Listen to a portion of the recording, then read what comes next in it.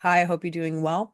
I was going to talk about the cross of planning a little bit and just kind of to bring us all up to speed with what's happening in the world right now and how it connects to the shifting cycles. Now, I did do a full video on the cross of planning and the gates that are being activated and sort of moving into the cross of the sleeping phoenix. And I also will be releasing in February another part to that, and that will be where we're talking about the cross of Maya moving into the cross of penetration. And that's kind of giving a little bit more depth to the whole cycle change.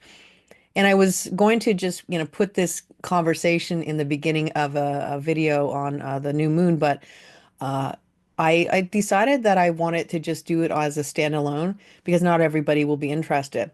But what I'm really looking at is the way the world is changing, and I think that if there's anything that can be said, it's that we definitely are in a time of shifts and changes.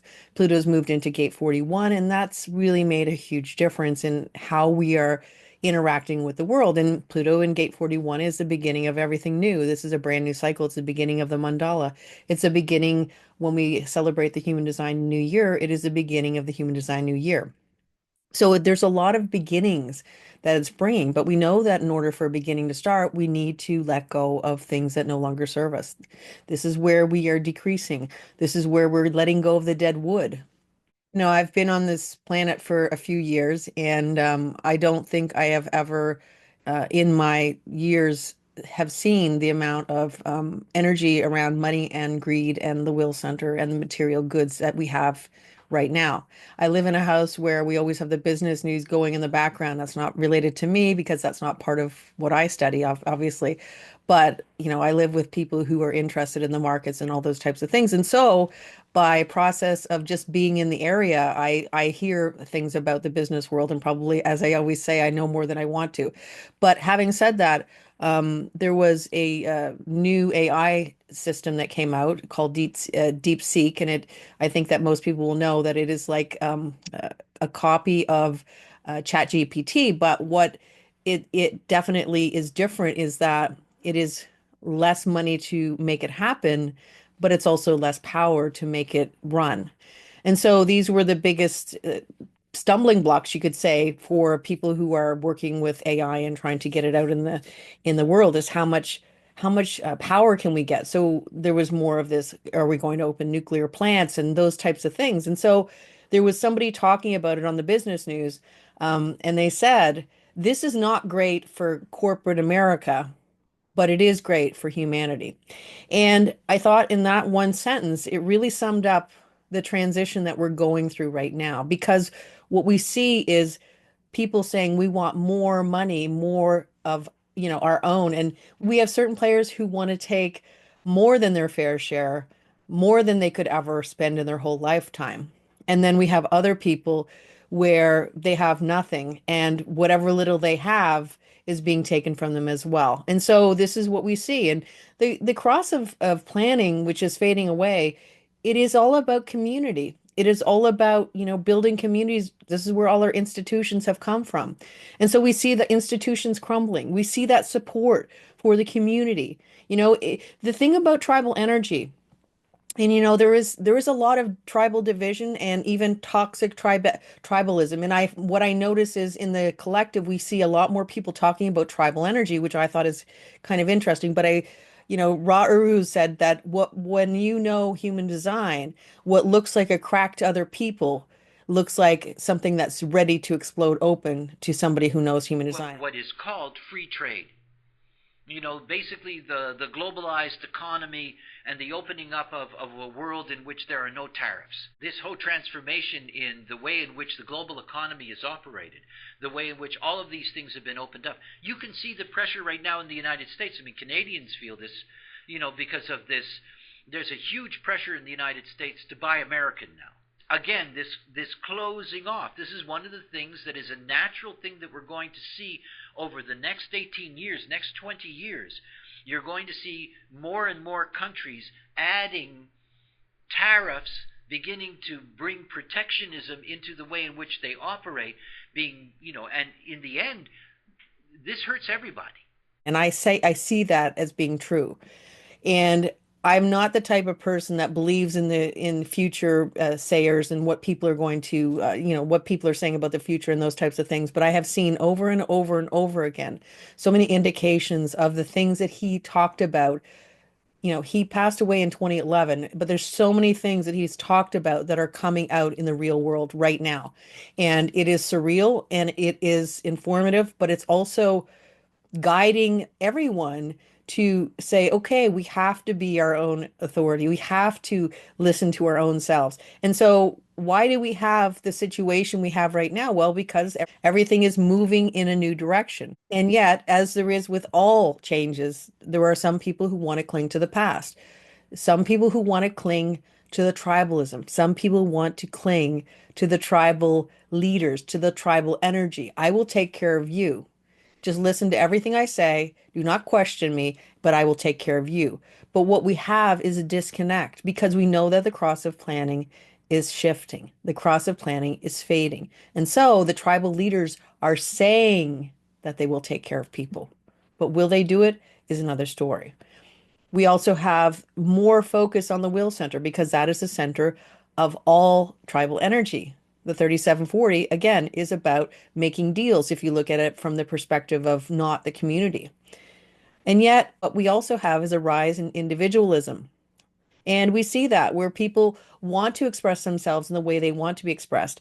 We also see a rise in fundamentalism. We see a rise in people saying, no, you're not allowed to do that. We're going to take back some of those rights that you once had because they are not aligning with this tribal view of what it should be looking like or what tribal energy looks like in the collective. And that could be tribal energy of the 40s and 50s, that type of thing. We have more conflicts than we've had before, but it's a lot of noise. People trying to revive old ideologies, and yet we know that it's all built on a platform that is dissolving. And so what we see right now, it is not going to be sustainable. It is not going to be sustainable to go back in time. We can't. People know too much.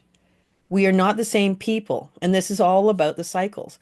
With Neptune being in the gate 36 for the last several years, it was there since March 2022, and it's going to be finished completely by the time we sort of hit like the middle of February, or probably about the 10th, I think. And when that happens, there will be a lot of people who will suddenly feel as though the wool has been pulled away from their eyes, and then they see something different. They see the reality, they see the truth, because the truth has been hidden, and it hasn't been hidden from everybody. We are moving into a different energy.